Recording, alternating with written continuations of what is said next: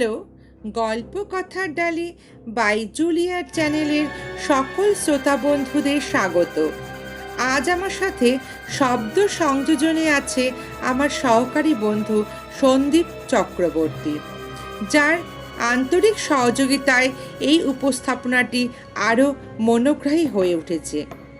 যে সকল শ্রোতা বন্ধুরা আমাদের চ্যানেলকে সাবস্ক্রাইব করেছেন, আমার পক্ষ থেকে তাদের অসংখ্য ধন্যবাদ। আর নবাগত শ্রোতা বন্ধুদের উদ্দেশ্যে আমার অনুরোধ, যদি আমাদের উপস্থাপনা আপনার ভালো লাগে তাহলে আপনারা একটা সাবস্ক্রাইব আর লাইক করে আমাদের পাশে থাকবেন, কারণ আপনাদের এক একটা লাইক আর সাবস্ক্রাইব আমাদের জন্য এক একটা অনুপ্রেরণা। আপনাদের শুভ কামনা ও ভালোবাসা একান্ত কাম্য। তবে এই আজকে যে তারানাথ তান্ত্রিকের গল্পটা আমি শোনাবো, এই গল্পে যে সমস্ত অলৌকিক ভৌতিক কাহিনী আছে সেগুলো কিন্তু কোনো অযৌক্তিক ভীতিকে প্রশ্রয় দেবার জন্য নয়। একেবারে কুসংস্কারকে না মেনে সংস্কার মুক্ত মন নিয়ে কেবলমাত্র গল্পের মজা উপভোগ করতেই শ্রোতা বন্ধুদের অনুরোধ করব। চলুন শুরু করা যাক আজকের নিবেদন।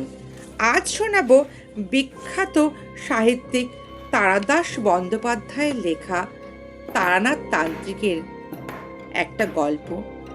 প্রবল বিশ্বাসের দ্বারা সচল মৃতদেহ ও অপদেবতার বিনাশের কাহিনী। সেদিন সকাল থেকেই টিপটিপ করে বৃষ্টি হচ্ছে। জামা কাপড় এমনকি রুমাল পর্যন্ত ভিজে স্যাঁতস্যাঁত করছে। অফিস ছুটির পর বাড়িতে যেতে মন চাইল না। মনে হলো এখন তারানাথের কাছে গিয়ে একটু গল্প শোনার জন্য উপযুক্ত সময়। চলে গেলাম তারানাথের বাড়িতে। গিয়ে দেখলাম কিশোরী আগেই উপস্থিত হয়েছে সেখানে। তারানাথের জন্য এক প্যাকেট পাসিং সো সিগারেট কিনে নিয়েছিলাম। তাকে দিয়ে বললাম, আজ একটা ভালো গল্প হবে নাকি? তারানাথ হাত বাড়িয়ে প্যাকেটটা নিল বটে, কিন্তু তার মুখে বিশেষ কোনো প্রফুল্লতা দেখতে পেলাম না। বিরস মুখে বলল, না, তোমাদের কাছে আর আমার গল্প বলতে ইচ্ছা করে না, বুঝেছ? তোমরা আমার গল্পকে অবিশ্বাস করো। কিশোরী বলল, কই, সব গল্প তো আমরা অবিশ্বাস করি না। নেহাত যেগুলো একেবারে বিশ্বাস করার মতো নয় সেগুলো বাদে। তারানাথ চটে উঠতে যাচ্ছিল। আমি কথার মোড় ঘোরাবার জন্য বললাম, আর কিশোরীর কথা ছাড়ুন তো। আসল কথা হচ্ছে, আপনার গল্প যদি সত্যি হয় তাহলে আমরা বিশ্বাস করলেই বা কি আর না করলেই বা কি? সত্য কখনো মতামত নির্ভর কি হয় নাকি? তারানাথ কিঞ্চিত শান্ত হয়ে একটা সিগারেট ধরিয়ে বলল, এই যে বিশ্বাসের কথা বললে না, বিশ্বাসে সত্যি অনেক কিছু ঘটায়, বুঝলে? সাধারণ বুদ্ধিতে যার ব্যাখ্যা করা যায় না। কিশোরীর ঘাড়ে আজ দুর্গ্রহ একটা ভর করেছিল বোধহয়। সে বলল, তার মানে আপনি বলতে চাইছেন কেউ যদি বিশ্বাস করে সে কোনোদিন মরবে না, তাহলে কি বিশ্বাসের জোরে সত্যি সত্যি সে অমর হয়ে যাবে? যাবেই তো, তবে তোমার মতো ফিচের লোক সেটা পারবে না। হিমালয়ে যেসব প্রাচীন যোগীরা শত শত বছর বেঁচে আছেন, তারা কি এতকাল ধরে জীবিত আছেন বলে মনে করো তুমি? কেবলমাত্র ইচ্ছা শক্তির জোরে, এমনি এমনি তো নয়। মানুষের বিশ্বাস ইচ্ছা শক্তিরও একটা প্রকাশ, বুঝতে পেরেছ? এমন সময় বাইরে ঝমঝম করে আবার বৃষ্টি নামলো। আলো কমে গিয়ে অন্ধকার হয়ে গেছে ঘরটা। বৃষ্টির বহর দেখে মনে হলো সহসা বোধহয় থামবে না। অবশ্য তাড়াতাড়ি মেসে ফিরেও কোনো লাভ নেই। কিন্তু এখানে বসে থেকে মজার গল্প করে তো লাভ নেই। তাই বললাম, বিশ্বাসের যথাই যদি বলছেন, তাহলে বিশ্বাসের শক্তি সম্বন্ধে একটা ভালো গল্প হয়ে যাক না আজকে। তারানাথ বলল, আমার কাছে কোনো গল্প নেই বুঝলে, সবই সত্যি ঘটনা। কিশোরী আবার কি যেন বলতে যাচ্ছিল, তাকে থামিয়ে দিয়ে বললাম, এখন অন্তত ঘন্টা দুই তো আমরা এখানে আছি আপনার অতিথি হয়ে, বেরোবার কোনো উপায় নেই। তাহলে বলুন না, একটা গল্প শুরু করুন। তারানাথ একটু মুচকি হাসল, চোখ বুঝে কিছুক্ষণ ভেবে বোধহয় গল্পটা একটু গুছিয়ে নিল, তারপর বলতে শুরু করলো। বছর 20 আগেকার কথা। এক শিষ্য বাড়ি থেকে শান্তি সস্তেন করে ফিরছি। ট্রেন বদলাবার জন্য বসে আছি রানাঘাট স্টেশনে। ট্রেনের তখনও প্রায় ঘন্টা খানেক দেরি আছে। কি করা যায়, একটা বেঞ্চিতে বসে আপন মনে সিগারেট খেয়ে সময় কাটাতে লাগলাম। এমন সময় একটা ভদ্রলোক, মাঝবয়সী হবে, আমার সামনে এসে দাঁড়িয়ে বলল, একটু আগুনটা দেবেন?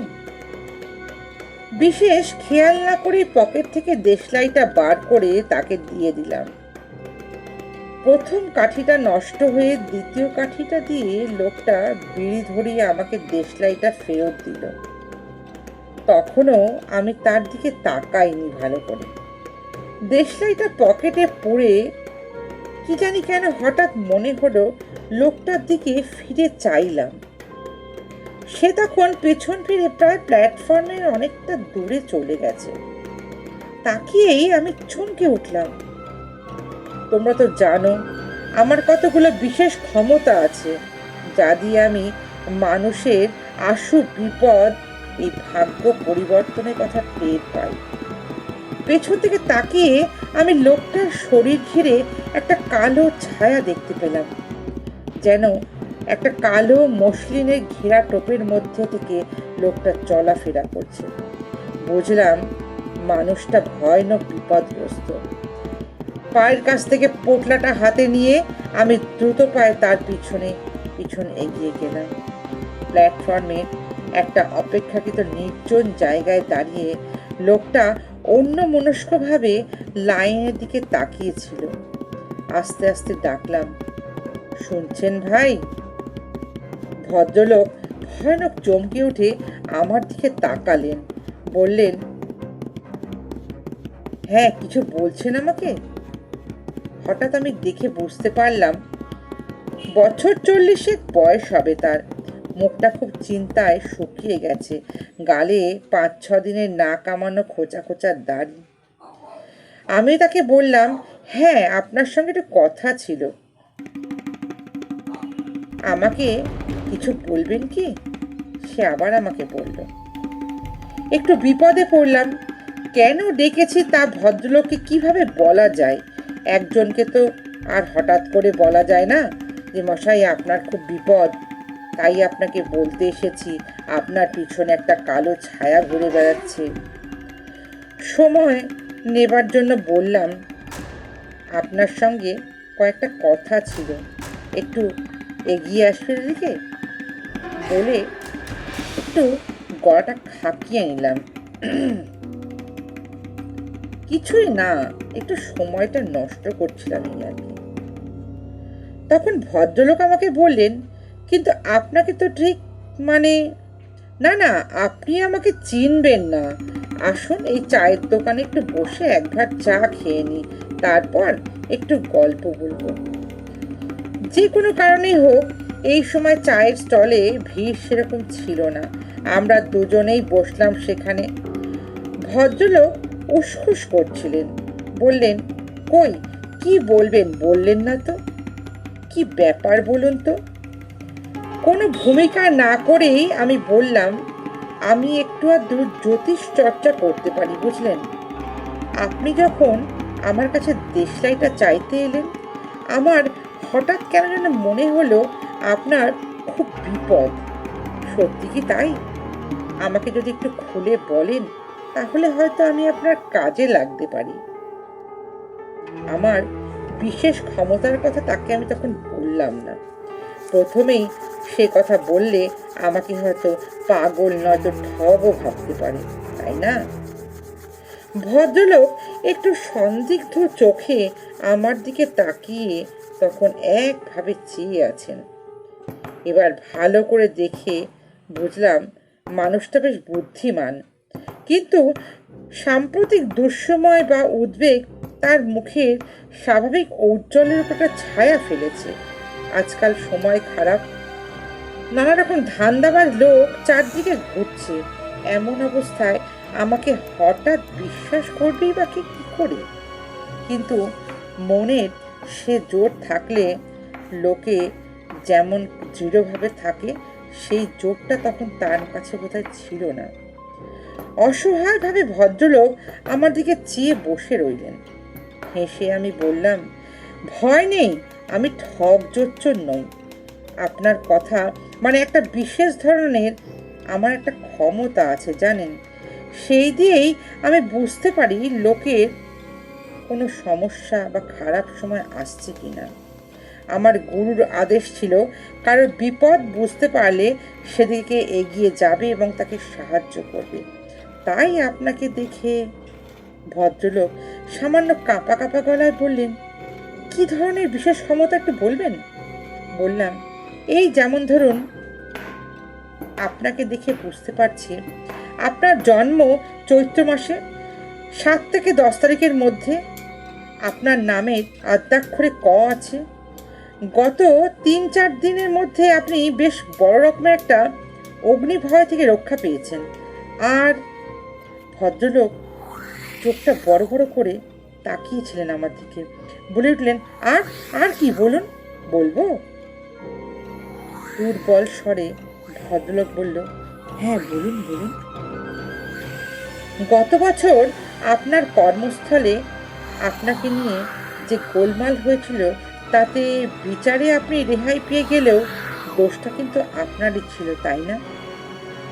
ভদ্রলোক মাথা নিচু করে শুনছিলেন। মুখ তুলে দেখলাম তার চোখে জল।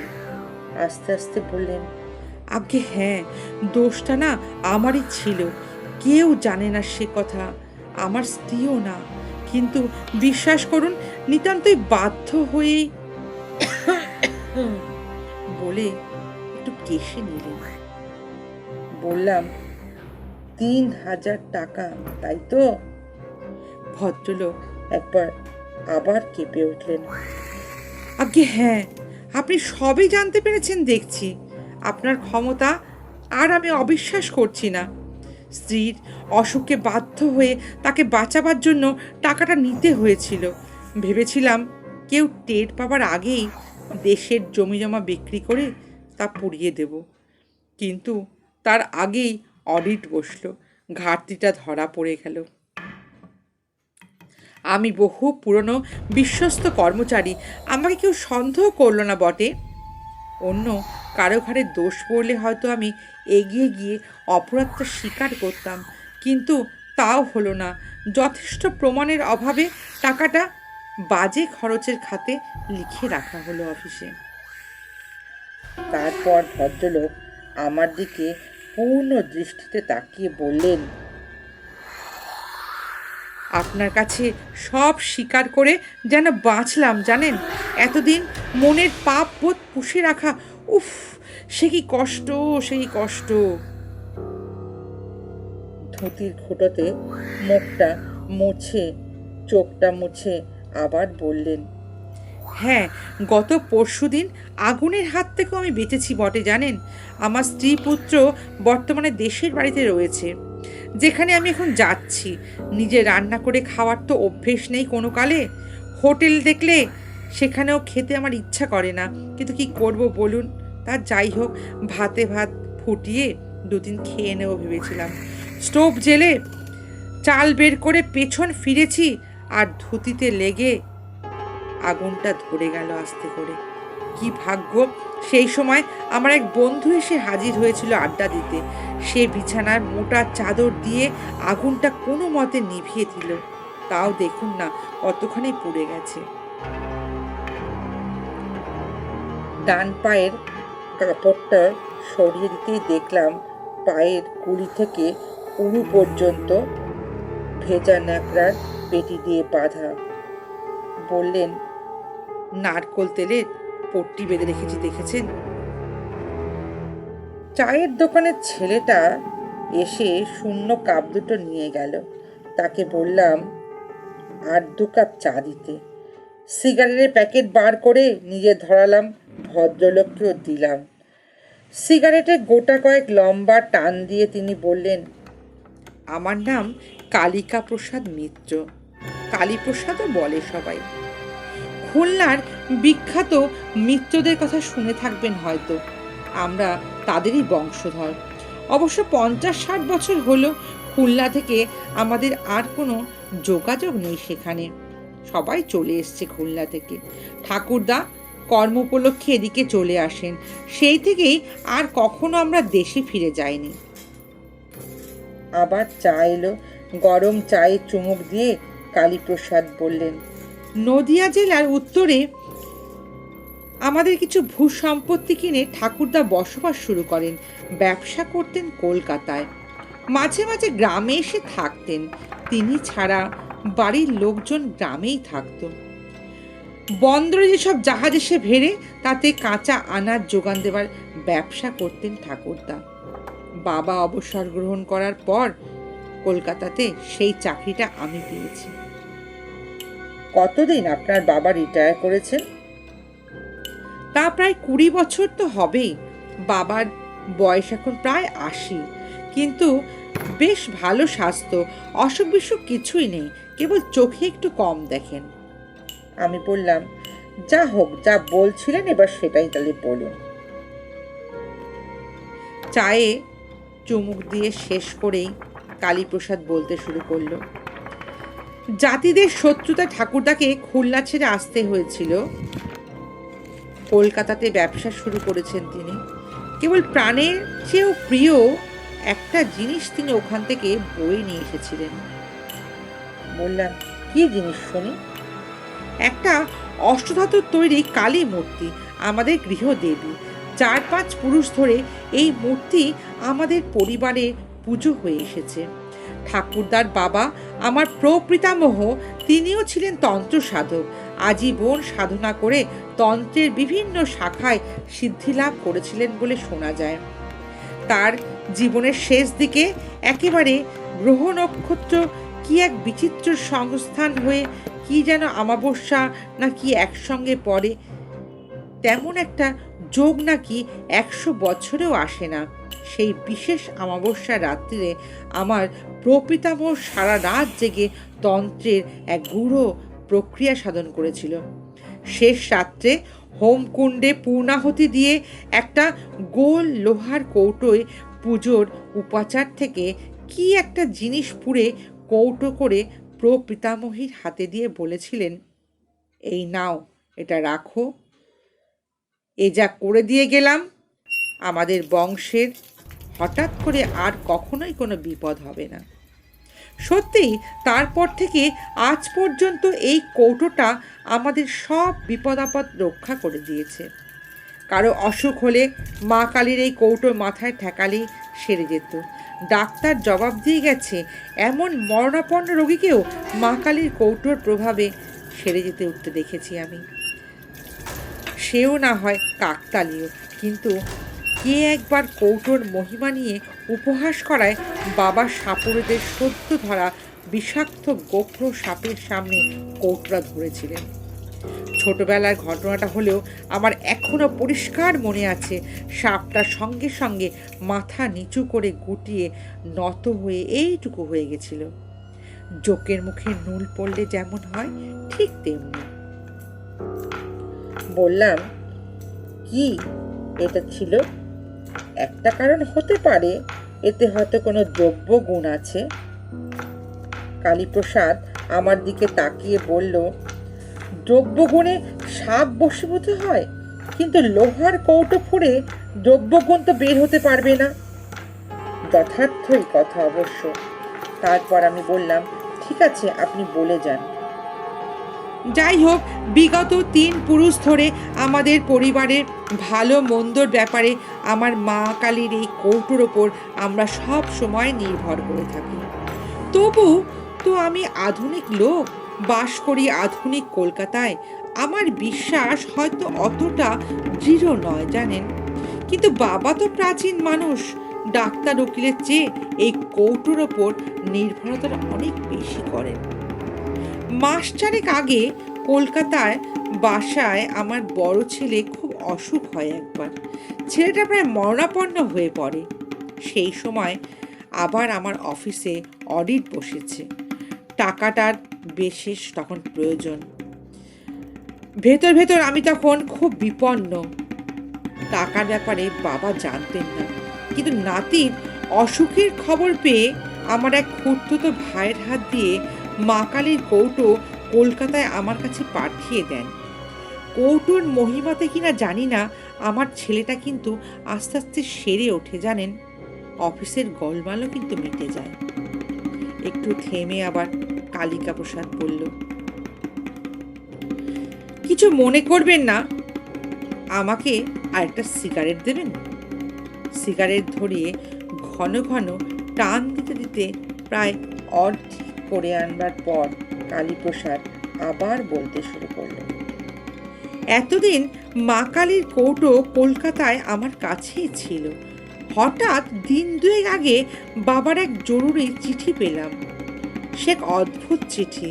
ছেলে বউকে কদিন আগেই বাবার দেখাশোনা করার জন্য দেশে পাঠিয়ে দিয়েছিলাম। এখন চিঠি পেয়ে আমিও চলে যাচ্ছি সেখানে, কৌটোটাকে নিয়ে যাচ্ছি সঙ্গে। বললাম, কৌটোটা? আচ্ছা, আর চিঠিটা অদ্ভুত বলছেন কেন? কি আছে সেই চিঠিতে? উত্তরে কালীপ্রসাদ কাঁধের ঝোলা থেকে একটা খাম বের করে আমার হাতে দিয়ে বলল, নিজেই পড়ে দেখুন। আজও তো অমাবস্যা, পাশে কোথাও কালী পুজো হচ্ছে, এই ঢাক বাজছে শুনুন। দিনটা আজও কিন্তু বেশ ভালো, তাই না? হ্যাঁ হ্যাঁ, তা তো দেখছি। বয়স্ক মানুষের ঈষৎ কম্পিত হস্তাক্ষরে লেখা চিঠি। স্নেহের কালীপ্রসাদ, আশা করি মঙ্গলময় কৃপায় কুশলেই আছো। এক বিচিত্র ঘটনার সম্মুখীন হইয়া তোমাকে এই পত্র দিতেছি। আজ কয়েকদিন হইল আমাদের বাটিতে নানা অলৌকিক এবং ভৌতিক উপদ্রব আরম্ভ হইয়াছে। ইহার কারণ বা কিভাবে নিরসন হইবে কিছুই বুঝতে পারিতেছি না। যাহা হোক, পত্র পাওয়া মাত্র তুমি ছুটি লইয়া দেশে আসিবে। গত 4-5 মাস যাবৎ মা কালীর কৌটো তোমার কলিকাতার বাসায় রহিয়াছে। আসিবার সময় উহা সঙ্গে করিয়া আনিতে ভুলিবে না। সম্ভবত উহা না থাকাতেই এই উপদ্রব। এই পত্রকে তার মনে করিয়া অবিলম্বে রওনা হইবে। আশীর্বাদ লইও, ইতি চণ্ডিকা প্রসাদ মিত্র। পড়া শেষ করে চিঠিটা কালীপ্রসাদকে ফেরত দিলাম। ভদ্রলোক জিজ্ঞাসা করলেন, কি বুঝলেন? হ্যাঁ, রহস্যময় চিঠি বটে। কি অলৌকিক ব্যাপার, কিছু আন্দাজ করতে পারলেন? বললাম, তা কি বলা যায়? সে তো কত কিছুই হতে পারে। আগে কখনো আপনাদের বাড়িতে এরকম কিছু হয়েছে? কালীপ্রসাদ বলল, না না, কখনোই তো আগে কিছু হয়নি। বেলা পড়ে আসছে। আমরা ট্রেন ধরবার জন্য উঠে দাঁড়ালাম। ট্রেন আসার সময় হয়ে গেছে। কালীপ্রসাদ দাঁত দিয়ে নিচের ঠোঁটটাকে কামড়ে ধরে কি যেন ভাবছে। যাক, আমার আর কি করবার আছে। পোটলা হাতে নিয়ে বেঞ্চি থেকে দাঁড়িয়ে একটু এগিয়ে গেলাম। বললাম, আসি তাহলে, সাবধানে থাকবেন। কালীপ্রসাদ কেমন যেন হতাশার ভীত হয়ে বললেন, কিন্তু আমার কি হবে জানেন, আমার বড্ড ভয় করছে। বিপদে ঈশ্বরকে স্মরণ করবেন। একমাত্র তিনি সমস্ত ভয় থেকে আপনাকে এবং সমস্ত মানুষকে মুক্ত করতে পারবেন। কালীপ্রসাদের মুখটা দেখে মনে হলো যে আমার উপদেশ কিন্তু সে একটু ভরসা পেয়েছে উপদেশটা পেয়ে। অবশ্য সেজন্য তাকে দোষ দেওয়া যায় না। ঈশ্বর অদৃষ্ট এবং আড়ম্বর করে যে পুজো দেওয়া যায়, কিন্তু জীবনের সমস্ত ক্ষেত্রে তার উপর সম্পূর্ণ নির্ভর করা কি যায়? সেটা উচ্চ স্তরের সাধনা থাকলে তবেই হয়। সে সাধনা কালীপ্রসাদ এখনো সিদ্ধি লাভ করেনি। কিন্তু আমি কি করব? বিদায় সূচক সামান্য হেসে পিছন ফিরে হাঁটতে শুরু করলাম। কয়েক পা হেঁটে আসতে না হাসতেই কালীপ্রসাদ দৌড়ে এলেন পিছনে। একটু গলাটাকে খাকিয়ে নিলেন। শুনছেন? এই যে দাঁড়ান না, একটু শুনছেন? আমি দাঁড়ালাম। কালীপ্রসাদ আমার কাছে ছুটে এলো, এসে বলল, আর একটা কাজ করে যেতে পারবেন?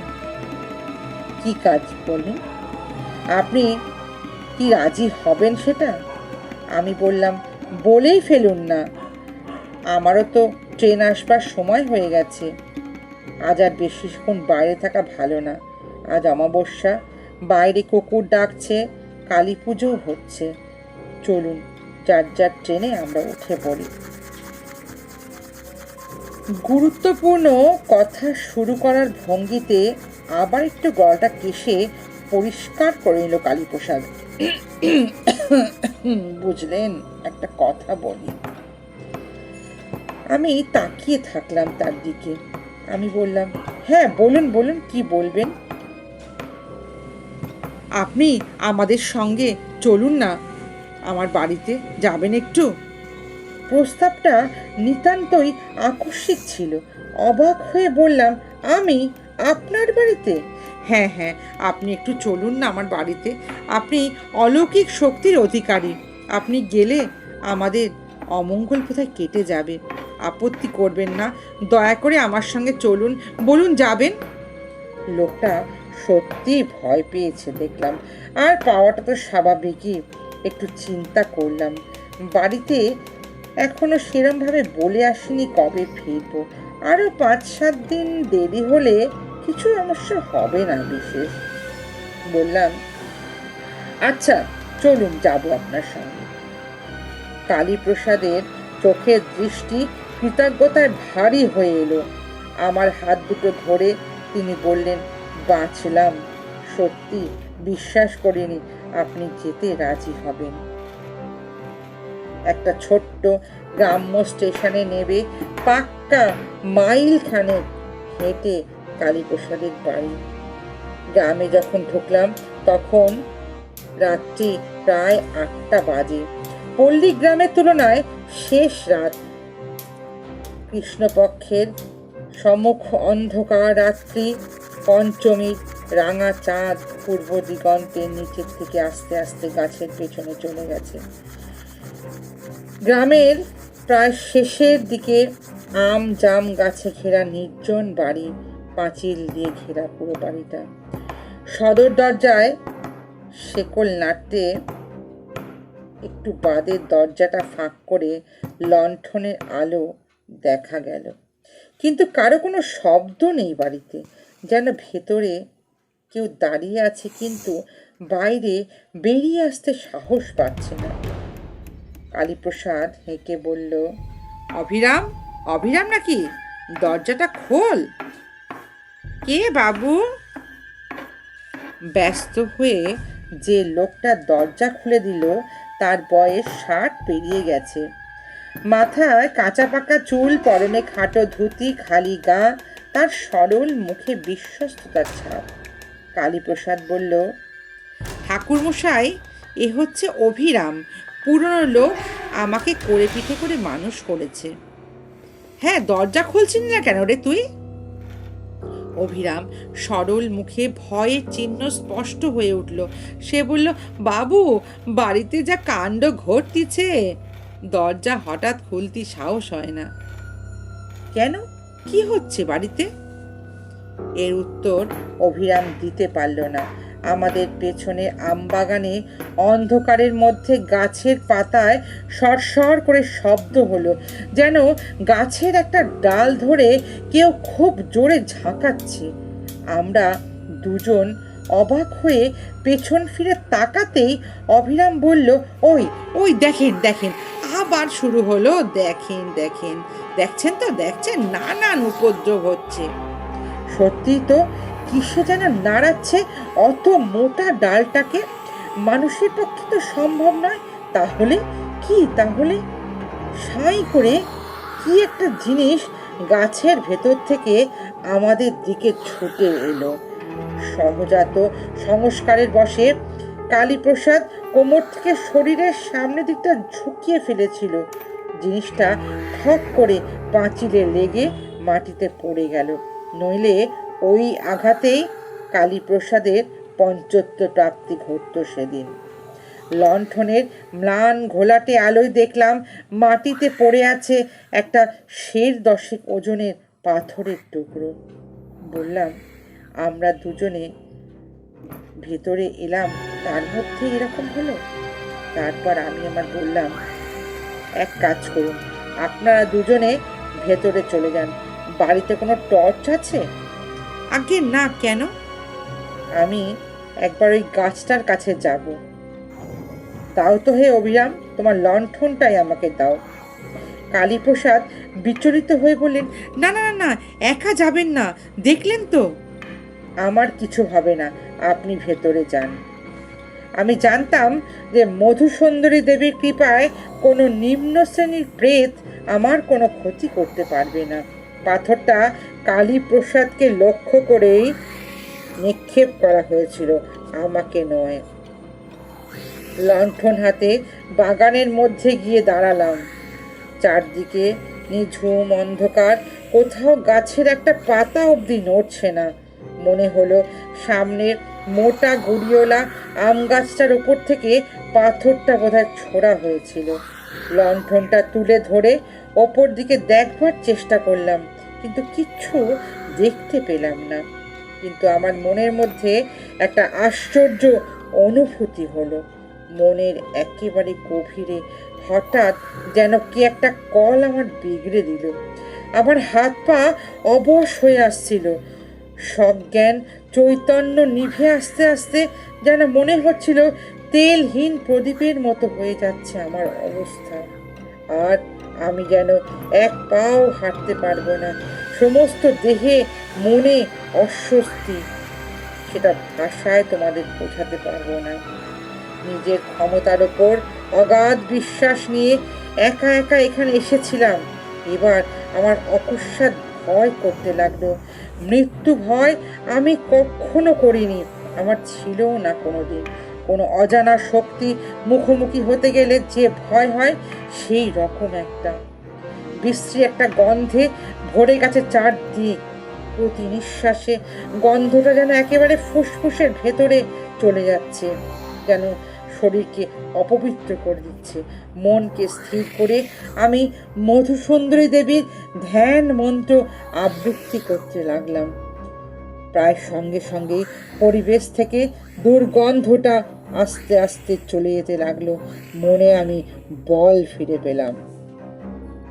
দরজাটা খোলাই ছিল। ভিতরে ঢুকে দেখি উঠোনের ওপরে বারান্দায় বাড়ির সবাই জড়ো হয়ে শঙ্কিত চোখে তাকিয়ে আছে। আমি ঢুকতেই কালীপ্রসাদ বললেন, এই যে ঠাকুরমশাই, ও আমরা যা ভয় পেয়ে গেছিলাম না। কালীপ্রসাদের কাঁধে হাতের ভর দিয়ে যিনি দাঁড়িয়ে আছেন, আন্দাজে বুঝলাম তিনি চণ্ডিকা প্রসাদ। ফর্সা দীর্ঘদেহী মানুষ, দেখে বোঝা যায় এককালে খুবই সুপুরুষ ছিলেন। অগোছালো ধরনের ধুতিটা পরা রয়েছে। বারান্দায় উঠে লণ্ঠনটা নামিয়ে রাখলাম। চণ্ডিকা প্রসাদ এগিয়ে এসে বললেন, কালী আমাকে আপনার কথা সব বলেছিল, আপনি যে কষ্ট করে এসেছেন। বললাম, ও কথা বলবেন না, আপনি আমার বাবার বয়সী। চণ্ডিকা প্রসাদ আমার হাত দুটো ধরে বললেন, তাতে কি ভাই, আপনি তো বর্ণশ্রেষ্ঠ, আপনি তো সাধক মানুষ। আপনি এসেছেন, এবার আমার বাড়ির সব অমঙ্গল কেটে যাবে। কঠিন রোগীর বাড়িতে বিলেত ফেরত ডাক্তার এলে বাড়ির লোকের যেমন হয় তেমনই ঠিক। আমার যা সাধ্য আমি করব মিত্রমশাই, নইলে আমি আসতাম না। আমাদের বাড়িতে কেন এমন হচ্ছে ঠাকুরমশাই, আমি তো কিছু বুঝতে পারছি না। আপনি কিছু বুঝতে পেরেছেন? কিছু কিছু বুঝতে পেরেছি বই কি, পিতা পুত্র দুজনেই বলে উঠলেন। কি কি বুঝেছেন? এখন না, আগে আপনাদের কথা শুনে নি, তারপর বলবো। চন্ডিকা প্রসাদ ব্যস্ত হয়ে বললেন, হ্যাঁ হ্যাঁ হ্যাঁ, চলুন চলুন, হাত মুখ ধুয়ে সব কিছু তারপর শুনবেন। বসুন। ও অভিরাম, অভিরাম, ঠাকুর মশাইকে একটু জল দে না রে বাপ। দক্ষিণ দিকের বড় বড় জানলাওয়ালা একটা ঘরে আমার থাকবার ব্যবস্থা হয়েছিল। একটু সুস্থ হয়ে সেখানে বসে চন্ডিকা প্রসাদের বিবরণ শুনলাম।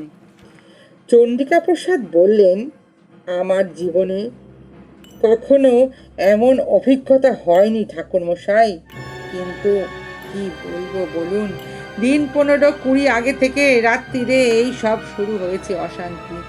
সেদিন সবে খেতে বসেছি, রাত 10টা কি 10:30 হবে, হঠাৎ বাইরে শো শো করে একটা ঘূর্ণি হাওয়ার মতো ঝড় উঠল। অবাক হয়ে গেলাম আমরা। ঝড় বৃষ্টির সময় নয়, আকাশে মেঘ নেই, এমন বাতাস উঠল কোত্থেকে? সেই বাতাসের দাপটেই রাজ্যের ধুলোবালি এসে আমার ভাতে এসে পড়ল। জানেন, মনটা যেন কেমন হয়ে গেল। আমরা সেকেলে মানুষ তো, লক্ষণ অলক্ষণ মানি। আর না খেয়ে আমি সঙ্গে সঙ্গে উঠে পড়লাম। সারা রাত ভালো করে ঘুম হলো না, বিছানায় এপাশ ওপাশ করতে করতে রাত শেষ হয়ে গেল। সকালে উঠে গাড়ু হাতে বাগানে যাচ্ছি, দেখি সদর দরজার সামনে দুটো মরা পাখি পড়ে আছে। প্রথমে ভাবলাম গত রাত্রের ঝড়ে বোধহয় ঝাপটাতে মরে পড়েছে। ভালো করে লক্ষ্য করে দেখি, কে যেন পাখি দুটোর ঘাড় মুচড়ে মুচড়ে ঘুরিয়ে ভেঙে দিয়ে রেখে গেছে। ঝড়ে তো কখনো এমন হতে পারে না। বাড়ির সবাই দেখলে ভয় পাবে বলে হাতে করে মরা পাখি দুটো ঝুলিয়ে নিয়ে গিয়ে ওই দূরে গিয়ে ফেলে দিয়ে এলাম। একটু দম নিয়ে চন্ডিকা প্রসাদ আবার বলা শুরু করলেন, এই হলো শুরু, বুঝলেন ঠাকুরমশাই, এই হলো শুরু। মাঝে মাঝেই পাল্টা পাল্টা কেমন সব বাতাস দেয়, বাড়ির জিনিসপত্র সব হুড়মুড় করে পড়ে যায়। অদ্ভুত গোঙানির শব্দ বাড়ির চারিপাশে হতে থাকে। এসব কিন্তু আমার বাড়িতে কোনো দিন ঘটেনি আগে, জানেন। পরে গ্রামের মধ্যে জিজ্ঞাসা করে দেখেছি, তাদের ওখানে কোনো ঝড় বাতাস কেউ টের পায়নি। কেন এমন হচ্ছে কিচ্ছু বুঝতে পারছি না। আপনি কি কিছু বুঝলেন ঠাকুরমশাই? চন্ডিকা প্রসাদের দিকে তাকিয়ে বললাম, আপনার বাড়ির কোনো প্রেতের কিন্তু উপদ্রব হচ্ছে না, অন্তত সে অর্থে আমরা যাকে প্রেত বলি, কথাটা সেই অর্থে বললাম, সেটা কিন্তু এখানে নেই। ভদ্রলোক অবাক হয়ে বললেন, তাহলে তাহলে কি হয়েছে ঠাকুরমশাই? ব্যাপারটা আপনাকে বোঝানো একটু কঠিন হবে। আমাদের এই মানুষের জগতের মতোই আরও বহু জীবলোক আমাদের চারদিকে সর্বদাই বর্তমান। তারা ঠিক ভূত বা প্রেত নয়, তারাও এক ধরনের জীব, হয়তো মানুষের চেয়ে অন্য রকমের। তাদের মন, চিন্তা, আচার, ব্যবহার সবই মানুষের থেকে একটু আলাদা রকমের। আমাদের বিচারে হয়তো অমানুষ। যে জগতের সমস্ত পদার্থই আমাদের কাছে অদৃশ্য বা অস্পর্শযোগ্য, বস্তুত একই স্থান অধিকার করেও এই দুই জগৎ থেকে অপরের কাছে অস্তিত্বহীন, কিন্তু মাঝে মাঝে প্রকৃতির কোনো আশ্চর্য খেয়ালে এই ছায়া জগৎ আমাদের জগৎকে স্পর্শ করে। এখানে ঠিক তাই হয়েছে। আমরা কোনোভাবে তাদের দুনিয়াতে ঢুকে পড়েছি। সেটা তাদের পছন্দ না হলে তাদের বোধহয় দোষ দেওয়া যায় না। যা ঘটতে দেখছেন তা হচ্ছে আমাদের জাগতিক বস্তুর ওপর তাদের মানসিক শক্তির ক্রিয়া। হয়তো তারা ভাবছে এইভাবে ভয় দেখিয়ে তাদের জগৎ থেকে তারা আমাদের দূর করতে চাইছে।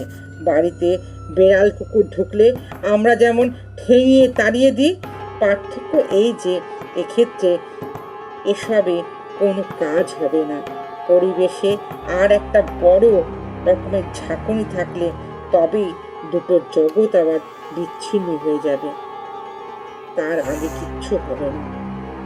আমি থামতে চন্দ্রিকা প্রসাদ কিছুক্ষণ স্তব্ধ হয়ে বসে রইলেন।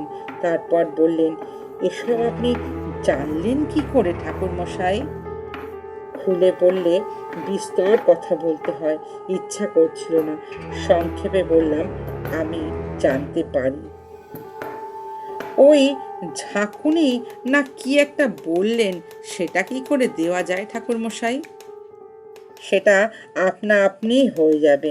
যেমন শুরু হয়েছিল শান্তি সুস্থেন স্থান শুদ্ধি গোছের কিছু একটা আমি করতে পারি আপনার এখানে, কিন্তু আপনাকে সত্যি কথা আমি বলছি যে এই ধরনের উপদ্রবের কথা আমি গুরুদেবের কাছে কিন্তু শুনেছি, নিজে দেখলাম এই প্রথম। এ বিষয়ে আমার বিশেষ কোনো অভিজ্ঞতা নেই। আমার হোমে কতদূর আপনার কাজ হবে সেটা কিন্তু আমি বলতে পারছি না।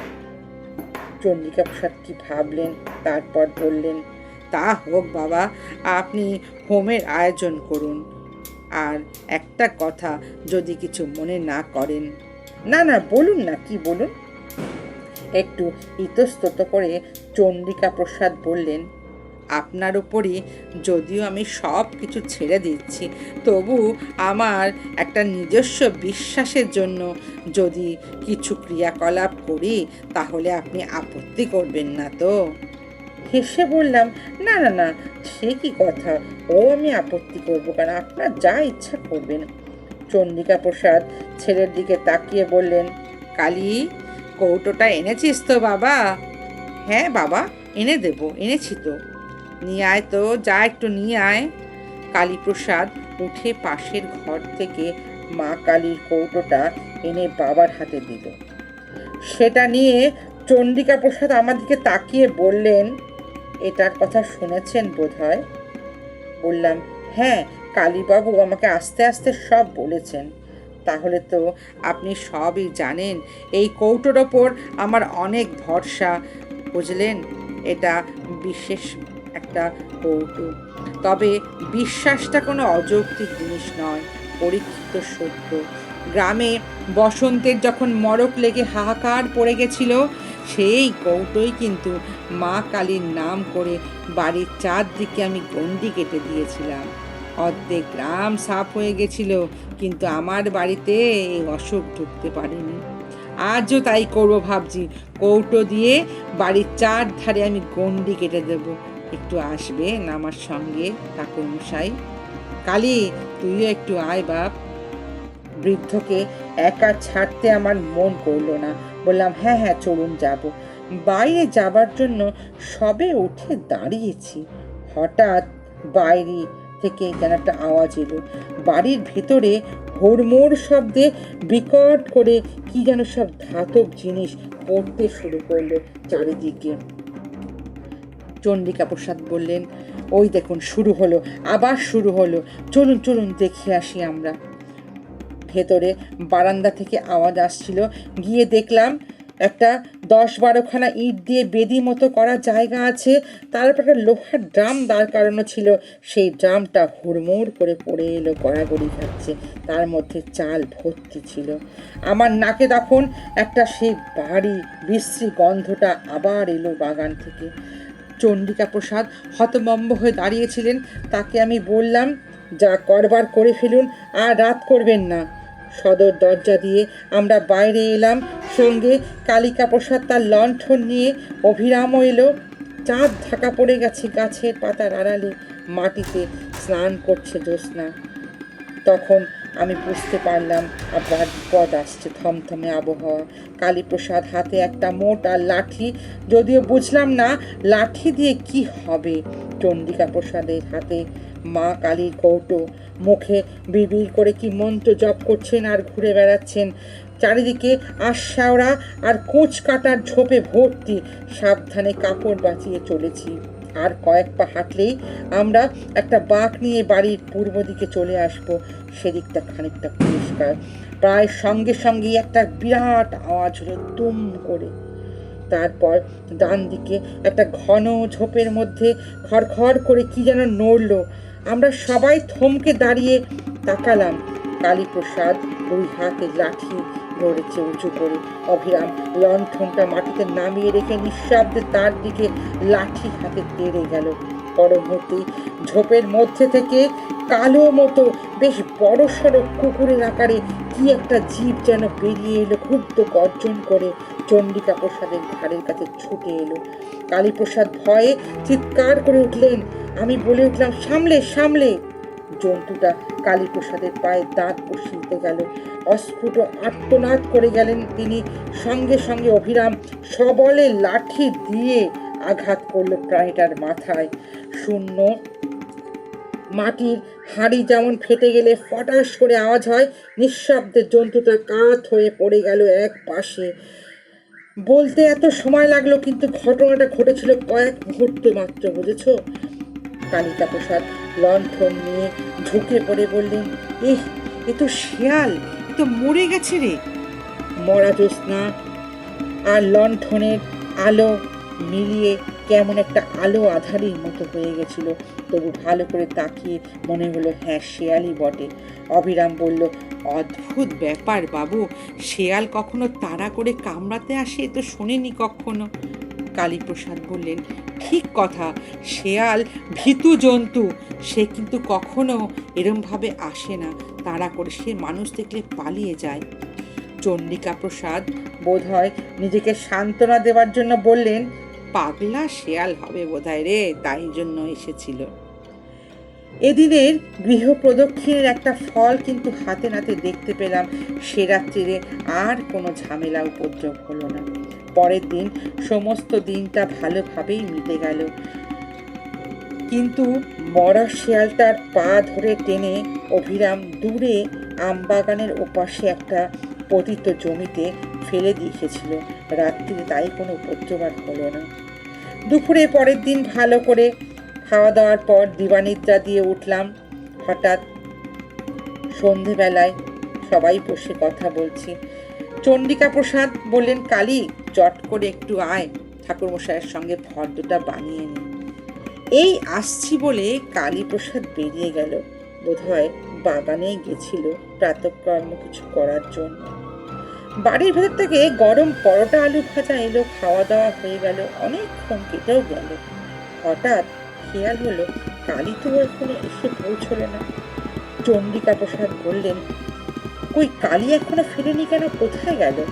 দু এক মুহূর্তের মধ্যে ব্যাপারটা সবার কেমন যেন একটা শিউরে উঠলো। এতক্ষণ কি করছে? বাড়ি থেকে বেরোচ্ছি। চণ্ডিকা প্রসাদ বললেন, এই যা, দাঁড়ান দাঁড়ান, একটু দাঁড়ান তো, আমি এক্ষুনি ভেতর থেকে আসছি, একটু দাঁড়ান। তিনি আবার বাড়ির মধ্যে চলে গেলেন। মিনিট খানেক বাদে বেরিয়ে এলেন। বুঝলাম আমার আন্দাজি ঠিক। সেই মা কালীর কৌটোটা নিয়েই আবার ফিরে এলেন। আমবাগানে পা দিয়েই পৌঁছে দেখতে পারলাম যে একটা সেই দুর্গন্ধ এবং দুর্ভাগ্যের সেই কালো ছায়া। আমার আবার মনটা ভারী হয়ে উঠল। লণ্ঠন হাতে অভিরাম আগে আগে চলেছে। সে ডাকছে, ছোটবাবু, ছোটবাবু গো, ও ছোটবাবু। চণ্ডিকা প্রসাদ ডাকছেন, কালী, ও কালী রে, কালী, তুই কই, কালী। আমার বুকটা কেমন গুড়গুড় করছিল। আজ সন্ধেটা ভালো নয়। আমার প্রথমেই মনে হয়েছিল একটা ঝোপের পিছনে উপুর হয়ে পড়ে থাকা কালীপ্রসাদকে অভিরামী প্রথম দেখতে পেল। ছোটবাবু বলে চিৎকার করে উঠল। কালীপ্রসাদ স্নেহের বশে মাথার কাছে বসে পড়লেন হাঁটু গেড়ে এবং কেঁদে উঠলেন। পর মুহূর্তেই আমরাও পৌঁছে গেলাম সেখানে। আমি শক্ত করে কালিকা প্রসাদের দেহ এক হাতে, চণ্ডিকা প্রসাদকে এক হাতে ধরে বুঝলাম তার শরীরটা ঠক ঠক করে কাঁপছে। এই অবস্থায় এটা হওয়াটাই তো স্বাভাবিক। ছেলেকে এইভাবে দেখে বিচলিত না হয়ে কি তিনি পারেন? নিচু হয়ে কালীপ্রসাদের নাড়ি দেখলাম, বুকে হাত দিয়ে স্পন্দন বোঝার চেষ্টা করলাম। না, নাড়িটা চলছে কিন্তু খুব মৃদু। আমরা অজ্ঞান কালীপ্রসাদের দেহ তোলবার জন্য নিচু হয়েছি। হঠাৎ দেখি গতকালের মতো ঝোপের মধ্যে আবার সেই খসখস খসখস শব্দ। কি যেন আমাদের দিকে ধেয়ে আসছে, কিন্তু তার গতি কালকের চেয়ে অনেক ধীর। আমাদের ভয় চকিত দৃষ্টির সামনে ঝোপ থেকে ঠেলে বেরিয়ে এলো একটা শেয়াল। গতকাল যে শেয়ালটাকে অভিরাম মেরে ফেলেছিল। প্রাণীটার মাথা দুফাক হয়ে আছে, ঘিলু বেরিয়ে যাচ্ছে, ডান চোখের অপর দিয়ে রক্ত গড়িয়ে পড়ছে, অন্য চোখটা পুরো মৃত, নিষ্প্রাণ দৃষ্টি। প্রকট একটা দংষ্টার ফাঁক দিয়ে জিহ্বার আধখানা বেরিয়ে পড়েছে। সে এক অনৈসর্গ বিভৎস দৃশ্য। সেই দৃশ্য দেখলে না মাথা আজও আমার ঝিমঝিম করে ওঠে। এক মৃত প্রাণী কি করে যেন সচল হয়ে গেছে। ধীর কিন্তু অমোঘ গতিতে শেয়ালটা আবার আমাদের দিকে ধেয়ে চলে এলো। বাতাসে সামান্য মর্মর শব্দ নেই, কিন্তু সেই শেয়ালটার শব্দে যেন কিভাবে হয়ে গেছে আওয়াজ বুঝতে পারবে না। থাকবার মধ্যে কেবল সামনে ওই সচল মৃতদেহটা পড়ে আছে আর ঘুরে ঘুরে হেঁটে হেঁটে চলে আসছে। হঠাৎ অনুভব করলাম আমার পাশে চণ্ডিকা প্রসাদের নিঃশ্বাস দ্রুত হয়ে উঠছে। তাকিয়ে দেখলাম তার বার্ধক্যে স্তিমিত চোখে আগুন জ্বলছে, মুখের ভঙ্গিতে কোনো ভয় নেই। সে মা কালীর কৌটোটা হাতে নিয়ে ঝুঁকে পড়ে বাড়িয়ে ধরে চিৎকার করে বললেন, থাম থাম। সচল মৃতদেহ থেমে হঠাৎ গেল। আবার সোজা হয়ে দাঁড়িয়ে কৌটো শুদ্ধ হাত মাথার ওপর তুলে চিৎকার করতে লাগলেন চণ্ডিকা প্রসাদ। বলেন, মা কালীর নামে বলছি, আমার বাড়ির সব বিপদ দূর হয়ে যাক। যদি স্বধর্ম নিষ্ঠার সঙ্গে আমি পালন করে থাকি, যদি সৎ কায়স্থ সন্তান হই, যদি জীবনে কোনো পূর্ণ সঞ্চয় করে থাকি, তবে সবটুকু জোরে আদেশ করছি, এই অপদেবতারা আমার বাড়িতে ভর করেছিস যারা, তারা এই মুহূর্তে দূর হয়ে যা। আমার হাতে পবিত্র নির্মাল্যর কৌটো রয়েছে। যদি তাদের এত শক্তি থাকে, আয় দেখি কত শক্তি তোর আছে, দেখি কত সাধ্য তোদের আমাকে ক্ষতি করার। মাথার ওপর কৌটো তুলে তিনি চারিদিকে নাচিয়ে ঘোরাতে লাগলেন। শেয়ালের মৃতদেহটা আস্তে আস্তে আবার কাত হয়ে পড়ে গেল। এবার সেটা সত্যিই বোধহয় মরেছে। এবার মনে হলো তার সঙ্গে একটা অদ্ভুত ব্যাপারও হলো। এতক্ষণে বনটা ছিল নিস্পন্দ নীরব। হঠাৎ যেন সুন্দর একটা বাতাস খেলে গেল, পরিষ্কার বাতাস। তার নির্দেশিত দিক থেকে তাকিয়ে দেখলাম। অভিরাম বলল, দেখুন দেখুন বাবু দেখুন। দেখলাম গাছপালা একটু কম, পাতার ফাঁক দিয়ে রাত্রির আকাশ দেখা যাচ্ছে। আর সেইখান দিয়ে একদম একটা ঘূর্ণির মতো একটা কি যেন কালো একটা জিনিস, একটা স্তম্ভ, একটা অদ্ভুত একটা চেহারা যেন ওপর দিকে ঠেলে উঠে আকাশে মিলিয়ে গেল। অন্ধকারের উপাদানে তৈরি অমানুষী এক আকৃতি। কি অদ্ভুত সে দৃশ্য তোমায় বলে বোঝাতে পারবো না। পরিচিত কিছুর সঙ্গে কোনো মিল নেই। সমস্ত পরিবেশ থেকে, চণ্ডিকা প্রসাদের বাড়ির ওপর থেকে, আমবাগান থেকে বাতাসের সঙ্গে আস্তে আস্তে ওপরে উঠে গেল, তারপর গুঁড়ো গুঁড়ো হয়ে অন্ধকারে মিশে গেল। তারপরে বনের ভিতর থেকে ভেসে এলো এক ঝলক বাতাস। বুক থেকে যেন শান্ত একটা সুন্দর নিঃশ্বাস আমার বেরিয়ে এলো। তারপর চলে এলাম ভেতরে। ফেরবার সময় চণ্ডিকা প্রসাদ বললেন, দেখলেন আমার মা কালীর কৌটোর গুণ দেখলেন তো? সব বেটাকে তাড়িয়ে ছাড়লাম। বললাম, হ্যাঁ বটে। তারানাথ থামলো।